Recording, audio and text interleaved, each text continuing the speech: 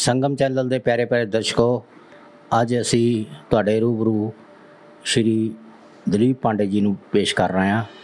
ਵਿਸ਼ਵ ਦੇ ਜਿਹੜੇ ਪ੍ਰਸਿੱਧ ਕਹਾਣੀਕਾਰ, ਗੀਤਕਾਰ ਅਤੇ ਸ਼ਾਇਰ ਹਨ, ਉਹਨਾਂ ਦੇ ਜੀਵਨ ਬਾਰੇ ਅਸੀਂ ਚਰਚਾ ਕਰਾਂਗੇ।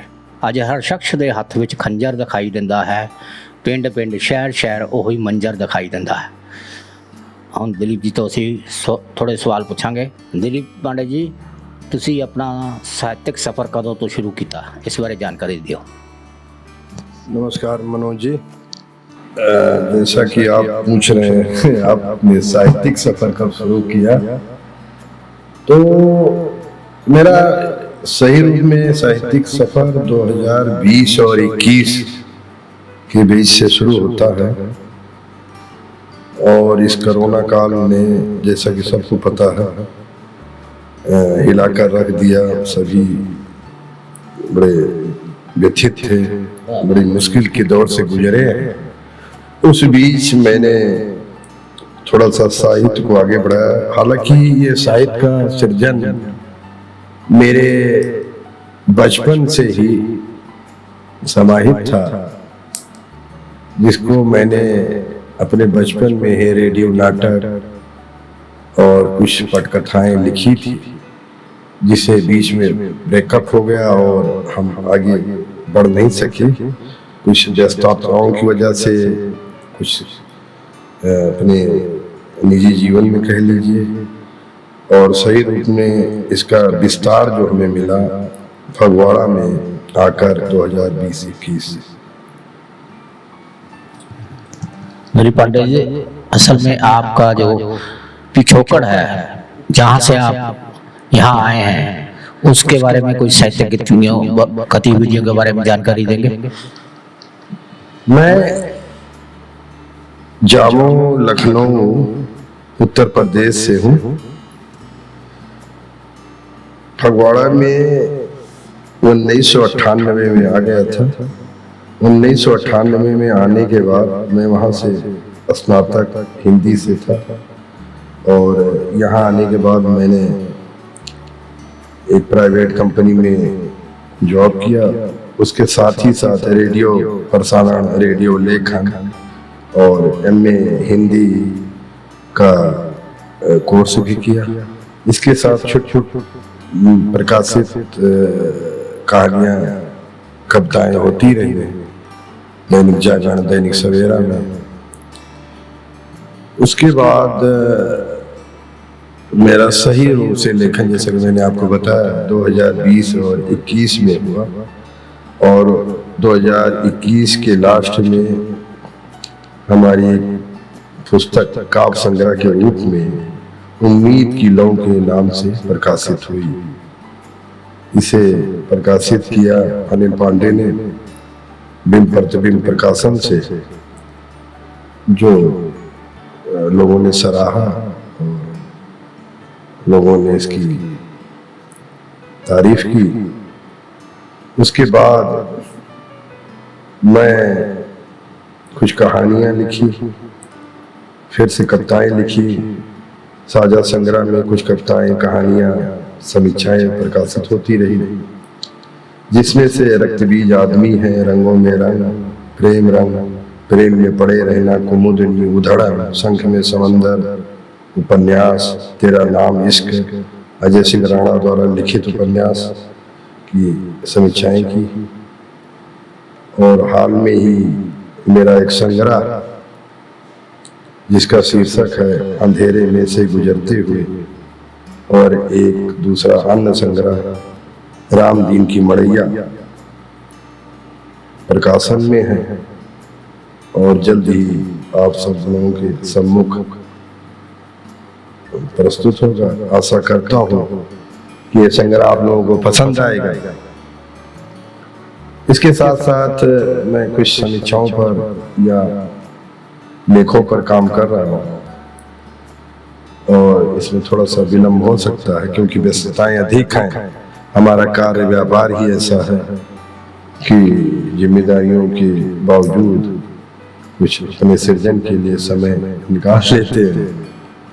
मनोज, हाँ, अभी आप दलीप पांडे जी से उनके साहित्यिक सफर के बारे में जानकारी ले रहे थे। अब मैं उनसे निवेदन करूंगा कि वो अपनी कुछ 2-4 रचनाएं संगम चैनल के दर्शकों के लिए प्रस्तुत करें। धन्यवाद मनोज जी। आइए श्रोताओं, एक कविता सुनते हैं। श्रमिक। ठोक पीट कर मानसिक छिद्रों को कुचल दिया जाता है। ठोक पीट कर मानसिक छिद्रों को कुचल दिया जाता है। श्रमिक की हड्डियों को ही स्वीकारा जाता है। जिसकी आंखें नीची हो, जुबान बंद हो, पेट दबा हो और हड्डियां बाहर निकली, वही श्रमिक कर सकता है शर्म और जी हुजूरी। अन्यथा उसे भुगतना पड़ सकता है चोरी, हेरा फेरी, मजबूरी और लाचारी के अनगिनत केस। इसी क्रम में हमारी दूसरी कविता है अनजाना शहर। जब मैं दाखिल होता हूं किसी अनजाने शहर में, जब मैं दाखिल होता हूं किसी अनजाने शहर में, बहुत भाता है पहली बार। हर गली हर चौराहे पर मिल जाती है कोई न कोई एक नई कहानी। हर गली हर चौराहे पर मिल जाती है कोई न कोई एक नई कहानी। पहली बार बहुत कुछ अच्छा लगता था, पर धीरे धीरे इसकी सुंदरता जाती रही। पर धीरे धीरे इसकी सुंदरता जाती रही। ऊपरी हिस्से में चढ़ा लेप जो उतर चुका था। फिर भी मैं तो पुराने शहर को ढूंढ रहा था, चाय की छोटी सी दुकान पर। फिर भी मैं तो पुराने शहर को ढूंढ रहा था, चाय की छोटी सी दुकान पर। कुछ चीजें मुझे खींचती थी लगातार, पर आज ढांचा बदल गया है। कोलाहल में अस्तित्व खो रहा है हर किसी का। बौना हो गया है कद, अलाप रहा है हर कोई अपनी अपनी पीड़ा। अस्तित्व खो गया है हर किसी का, बौना हो गया है कद, अलाप रहा है हर कोई अपनी अपनी पीड़ा। शहर में आकर झुर्रियां पड़ने लगी हैं मेरे कोमल चेहरे पर। शहर में आकर झुर्रियां पड़ने लगी हैं मेरे कोमल चेहरे पर। मैं कुछ याद करने की कोशिश कर रहा हूं उस जाने पहचाने शहर को। मैं कुछ याद करने की कोशिश कर रहा हूं उस जाने पहचाने शहर को कि अचानक टेलीफोन की घंटी बज जाती है। अचानक टेलीफोन की घंटी बज जाती है। मैं हड़बड़ा जाता हूं, कलम छूट जाती है, मेरी सृजनात्मकता भंग हो जाती है इस अनजाने शहर में। मेरी सृजनात्मकता भंग हो जाती है इस अनजाने शहर में। अभी आप सुप्रसिद्ध लेखक दिलीप पांडे जी से उनकी कविताओं का वाचन सुन रहे थे। उन्होंने बहुत ही सुंदर रचनाएं हमारे पाठकों के सम्मुख पेश किया। मैं उनसे दोबारा पुनः निवेदन करूंगा कि वो हमारे पाठकों के रूबरू और दर्शकों के रूबरू और रचनाएं सुनाएं। धन्यवाद मनोज जी। आज ये कविताएं जो हैं अभी कहीं प्रकाशित नहीं है, अभी मैंने लिखी है। आप अगली कविता सुन सकते हैं जिसका शीर्षक है खतरनाक तंत्र। रेलगाड़ी हमें लिए जा रही है, बड़े बड़े कांस्टेबल डिब्बे में घुस रहे हैं। तलाश जारी है, दहशत के इस आलम में रात भारी है। कचोट रहा है मेरा मन, कुछ बचे कुचे पैसे हैं, टिकट शेष है, बाकी जेब खाली है। एकांत और निर्जन स्थान से चीरते हुए हवा के तेज झोंकों में गुजरती रेलगाड़ी हमें उड़ा ले जा रही है। ब्रेक लगते ही डगमगाती गाड़ी अंधेरी रात में किसी अंदेशा भरी घटना की ओर इशारा करती हुई, डगमगाती गाड़ी अंधेरी रात में किसी अंदेशा भरी घटना की ओर इशारा करती हुई कांस्टेबल डंडा लिए सामानों पर पटकते जा रहा और मेरी जेब की ओर तिरछी नजर से घूरते जा रहा, मानो घूस मांग रहा हो। मेरी सांसें तेज हो गई हैं, पटरी पर गड़ गई हैं, ठंड में सिकुड़ गई हैं। गंतव्य लग रहा है बरसों से बर्फ में ढके हिमालय की तरह। गंतव्य लग रहा है बरसों से बर्फ में ढके हिमालय की तरह। जीवन और मौत के इस मंजर में समय अटक गया है। बिन चालक गाड़ी चक्कर काट रही है, मेरे हाथ पांव फूल गए हैं। व्यवस्था के इस खतरनाक खेल में मैं कभी सांसें तेजी से खींच रहा हूं तो कभी अपनी जेब टटोल रहा हूं। व्यवस्था की इस खतरनाक खेल में मैं कभी सांसें तेजी से खींच रहा हूं तो कभी अपनी जेब टटोल रहा हूं। अभी आप जाने माने प्रसिद्ध लेखक चिंतक श्री दिलीप पांडे जी से उनकी कविता का वाचन सुन रहे थे। ये उनकी नवीनतम रचनाएं हैं जो आप सुन रहे हैं। मैं उनसे निवेदन करूंगा कि वे हमें एक रचना अपनी उम्मीद की लो पुस्तक में से भी हमें सुनाने की कृपालता करें। धन्यवाद मनोज जी। अगली कविता का शीर्षक है बढ़ती मैल। कोई तो है जो मेरे मन में पड़ी गांठ को खोल सके। कोई तो हो जो मेरे मन में पड़ी गांठ को खोल सके या फिर मैल को छांट सके। लेकिन बाहरी हस्तक्षेप और भी खतरनाक। ऐसी भयावह स्थिति में दम घुटने लगता है, तब छोड़ देता है सारे बंधन। घूम जाता है दिग्भर में मनमाने रास्तों पर। नहीं उठाना चाहता कोई कदम जो अपनी मैल को धो सके, आईना की तरह साफ कर सके, आनंदित कर सके, रोशन कर सके। तब बंधनों में जकड़ा मुक्त नहीं हो पाता, निकल नहीं पाता औरों के मैल रूपी मकड़ जाल से। तब बंधनों में जकड़ा वह मुक्त नहीं हो पाता, निकल नहीं पाता औरों के मैल रूपी मकड़ जाल से। दिन रात अटका रहता है, बस ढोता रहता है अपनी और औरों की बढ़ती मैल को, अपनी और बढ़ती मैल को। अगली कविता खिसकते बंधन। स्वागत है। रिश्तों के बंधन खिसक रहे हैं, खो रहे हैं नजदीकियां, बढ़ रही हैं दूरियां। रिश्ते नाते बहेलियां बने एक दूसरे का शिकार कर रहे हैं। खांसती बीमार मां की आवाज भी उनको चुभ रही है। पल्लू से बंधे रिश्ते, तन को ढकने वाले कपड़े अब गले में फंदा बने लटक रहे हैं। डांस पार्टी और शोर शराबों के बीच नए नए रिश्ते पनप रहे हैं। इडली डोसा इटालियन बिरयानी की तरह हर घड़ी कुछ तेवर के साथ बिन लज्जा हया के कमबख्त कुछ रिश्ते बहक रहे हैं। बिन कपड़े पहने नंगे बदन पर ही शेर भालू गीदड़ जैसे जंगली जानवरों के टैटू बंधक बने छप रहे हैं। सिर के बाल खड़े हैं उल्टे पुल्टे, हक्के बक्के इक्के दुक्के से इधर उधर लटक रहे हैं। साइकिल की सवारी अब जिम में, घरेलू औरत भी होटल में, घर की रसोई चौराहों पर, माँ बाप दुबके से एक कोने में सहने से बैठे हैं। पशु पक्षी कार में, कुत्ते मेम की गोद में, बच्चे आया की कैद में। अंधेरी रात में ये रिश्ते तांडव करते, पिशाच सरीखे अपने घर से बेखबर दूसरों की बाहों में झूलने लगे। कुत्ते जो असली थे भौंकना भी भूल गए, उन्हें पता चल चुका है। कुत्ते जो असली थे भौंकना भी भूल गए, उन्हें पता चल चुका है कि इन चोरों की पहरेदारी नहीं हो सकती।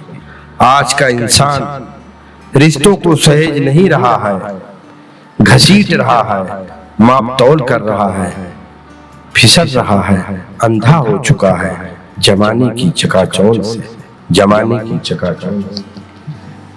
प्यारे प्यारे दर्शकों, अभी आप दिलीप पांडे जी से उनकी बेहतरीन रचनाएं सुन रहे थे।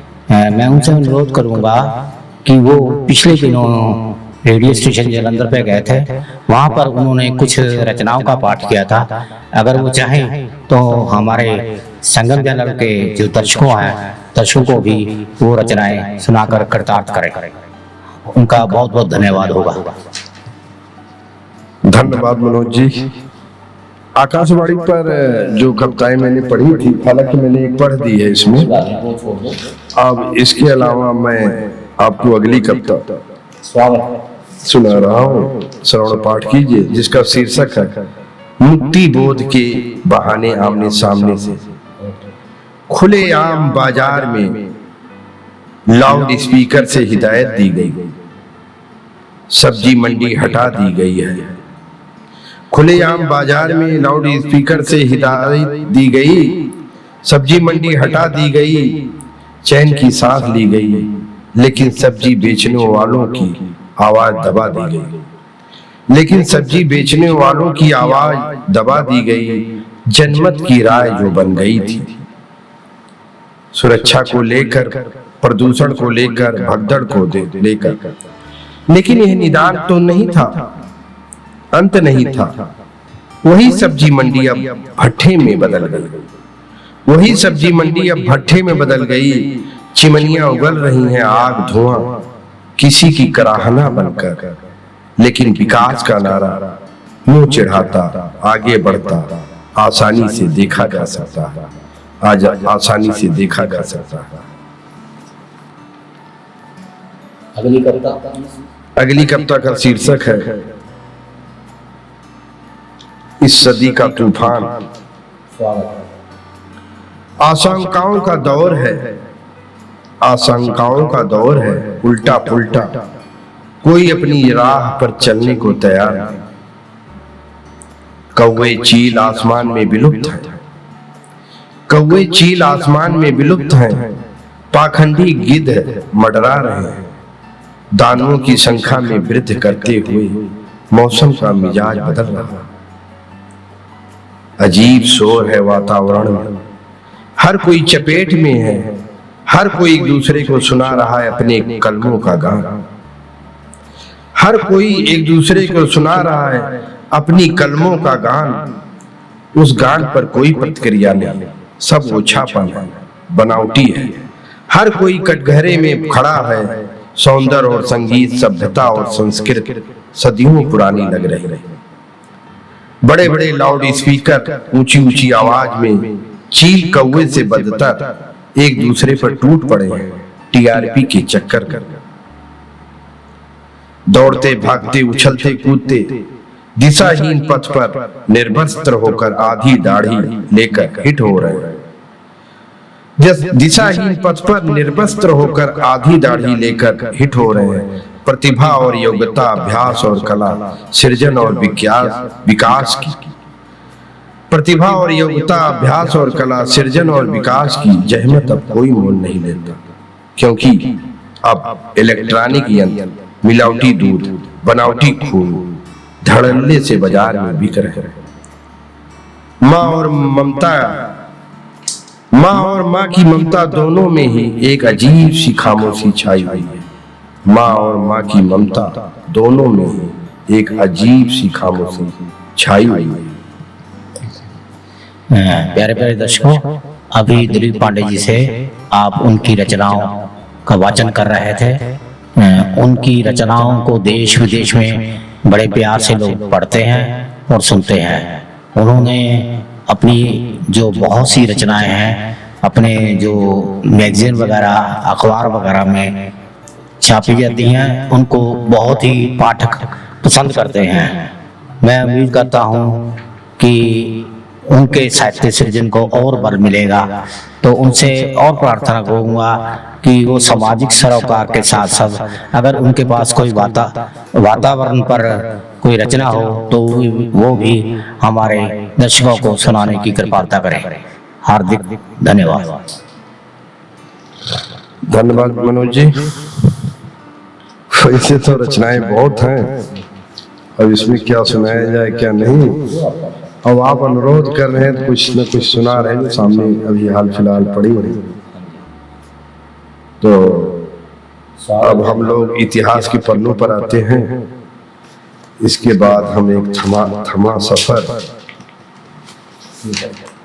जो प्रकृति से ली गई है। थमा सफर, रुक गई, थम सी गई सृष्टि, रुक गई, थम सी गई सृष्टि, सरसराहट करते हुए पत्ते छोड़कर बस गए अन्यत्र के। रूठ गई, सहम सी गई प्रकृति, मंद मंद बहती बरसाती हवाएं छिन्न भिन्न हो गई। अटखेलियां किलकारियां अब फोटो फ्रेम में अटक गई।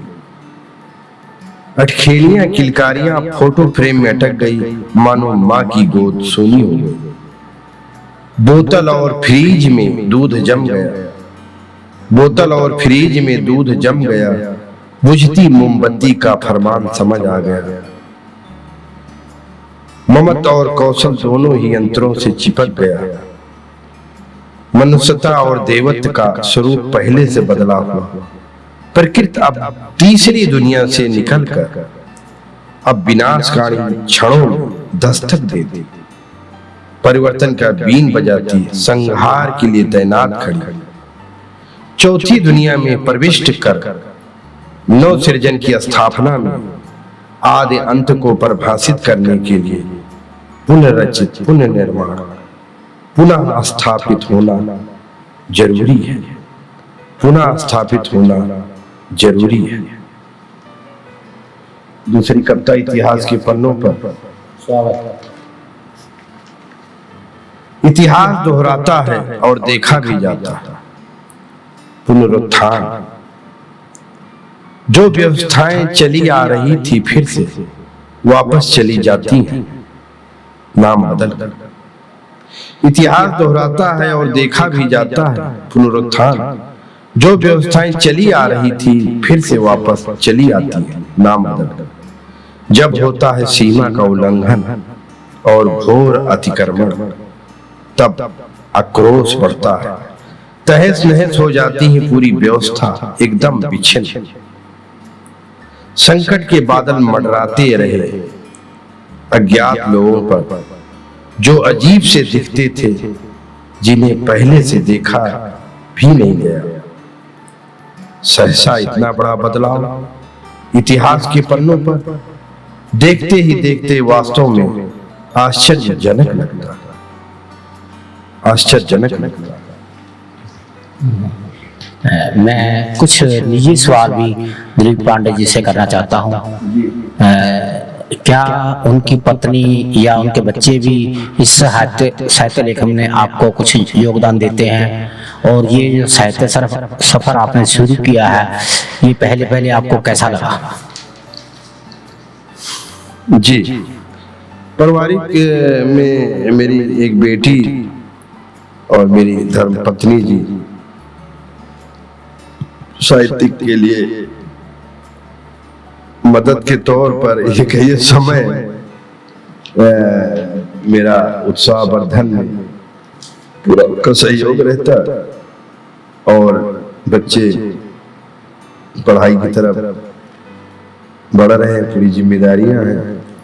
यदा कदा सर समय बहुत कम मिल पाता है, फिर भी प्रयास यह रहता है कि अपनी आत्मा को जिंदा रखा जाए और कुछ सृजन के रास्तों में या समाज के लिए, देश के लिए जो हमारा नैतिक अधिकार है, उसको इस बहाने से, लेखन के जरिए हम लोग अधिक से अधिक कुछ अच्छा कर सकते हैं, समाज को दे सकते हैं। मैं समझता हूँ कि समाज में खा पी लेना, दौड़ भाग लेना यही पर्याप्त नहीं है। इसके साथ साथ हमें आत्मसृजन, आत्म समृद्धि के लिए अपने और दूसरों को अगर कुछ साहित्य से दे पाते हैं तो हम आत्म परिष्कृत और आत्म समर्थन के द्वारा अपने आप को बढ़ाते हैं, साथ साथ समाज में कुछ अपना संदेश भी छोड़ते हैं। लेखक को इससे बड़ी बात क्या हो सकती मनोज जी। और बस ये सफर चलता रहे, यूं आप लोगों का साथ मिलता रहे। दिलीप पांडे जी, आपने काफी लंबा जो है सफर तय किया है साहित्य में, तो आपको लेखन में कोई कठिनाई आई हो? क्या आपने कोई गुरु साधना या ऐसा कोई गुरु मंत्र लिया है किसी से, या आप किसी से गाइडलाइन लेते हैं? उसके बारे में भी हमारे दर्शकों को बताने की कृपा करता। हाँ सर, ये लेखन में गुरु का सवाल ठीक है, आप करते हैं।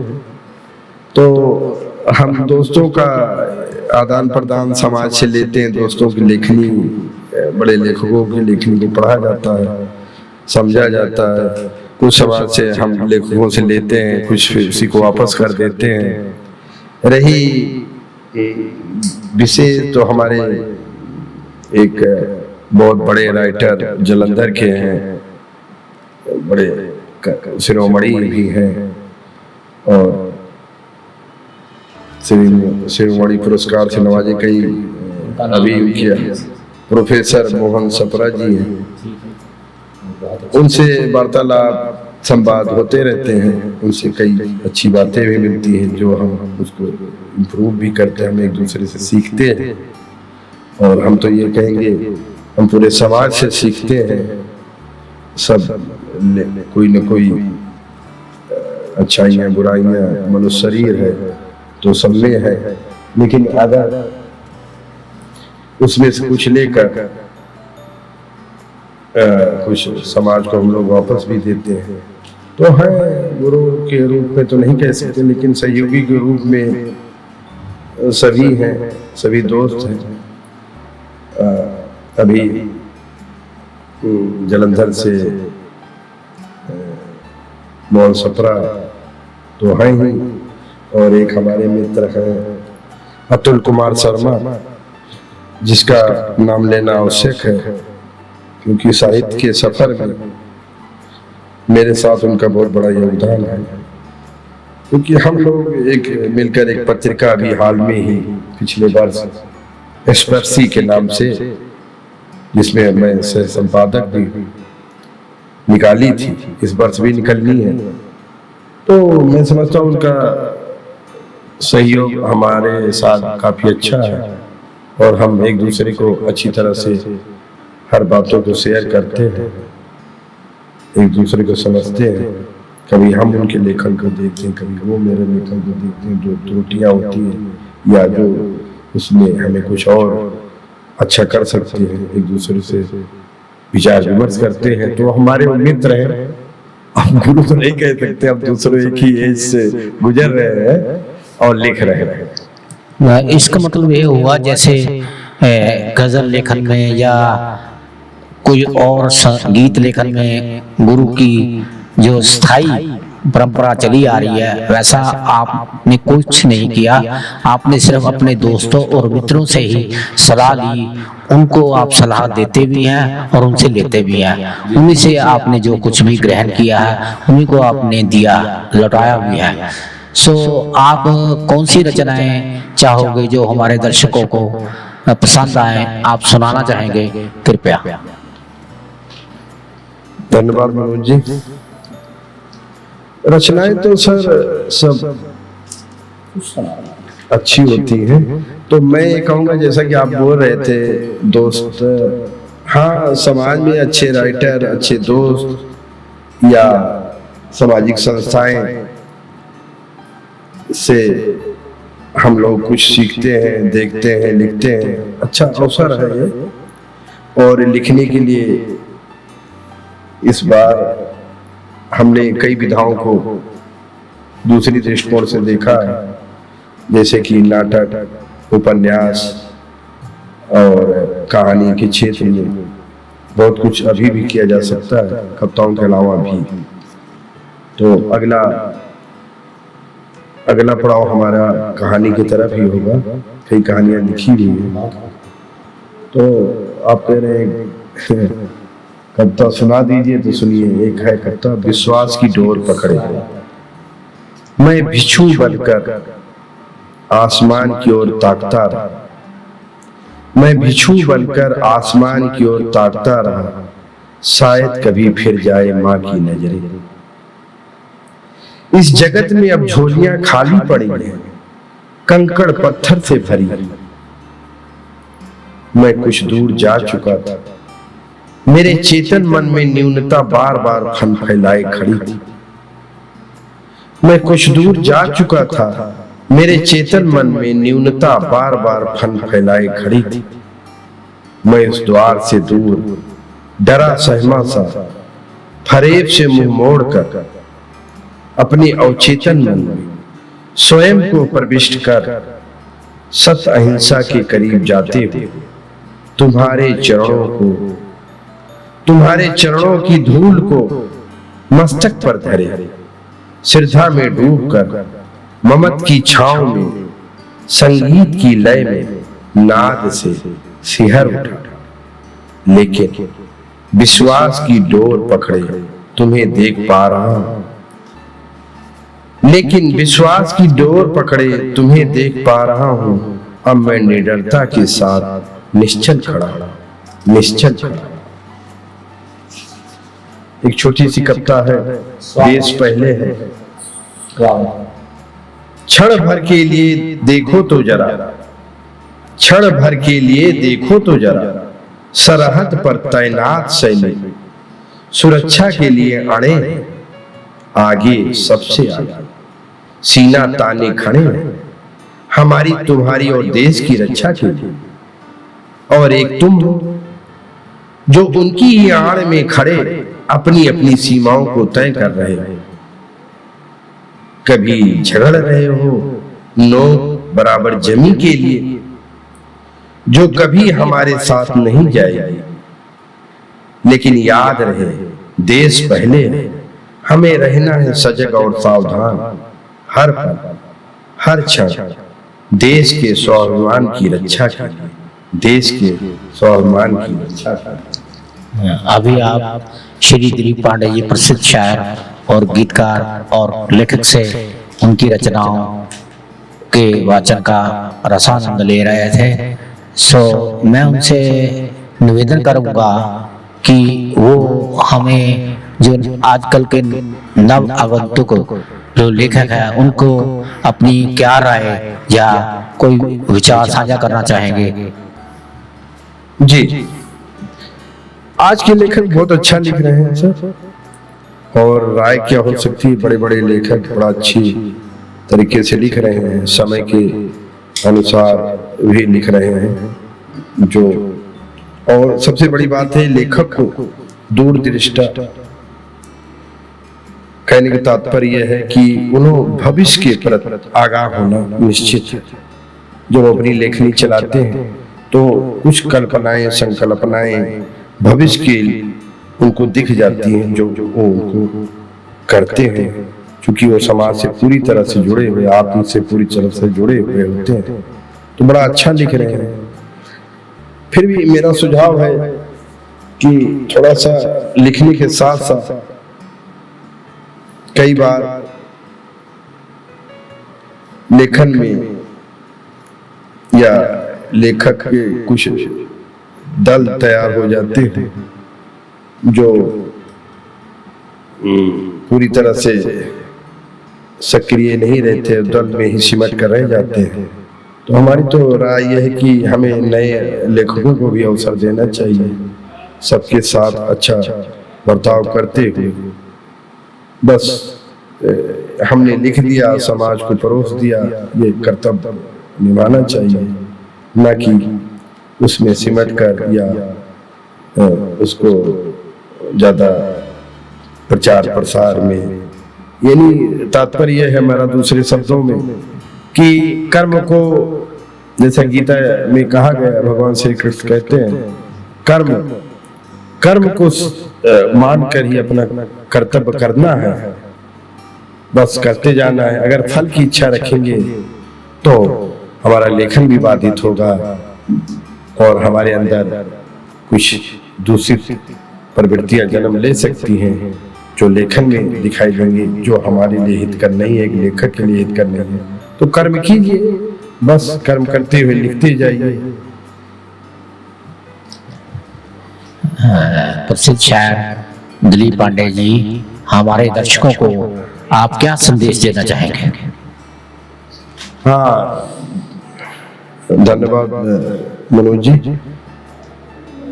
दर्शकों को ये संदेश देना चाहेंगे कि आजकल के परिदृश्य में आप लोग समाज में जुड़कर, साहित्य से जुड़कर एक नया समाज का निर्माण कर सकते हैं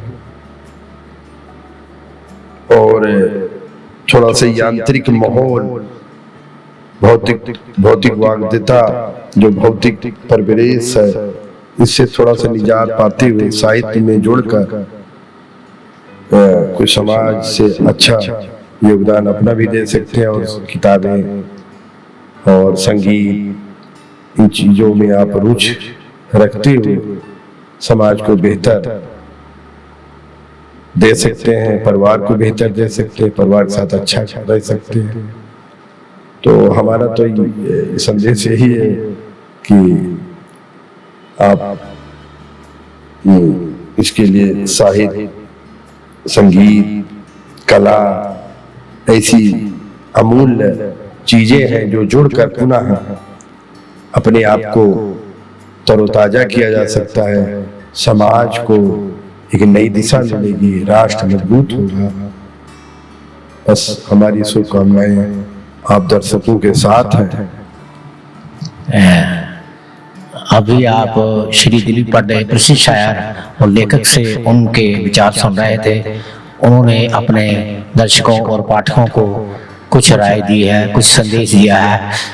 मैं हमारे जो चैनल संगम चैनल पर ये आए हैं, उसके लिए उनका हृदय से आभार प्रकट करता हूँ। जी धन्यवाद। जाते जाते एक स्वागत।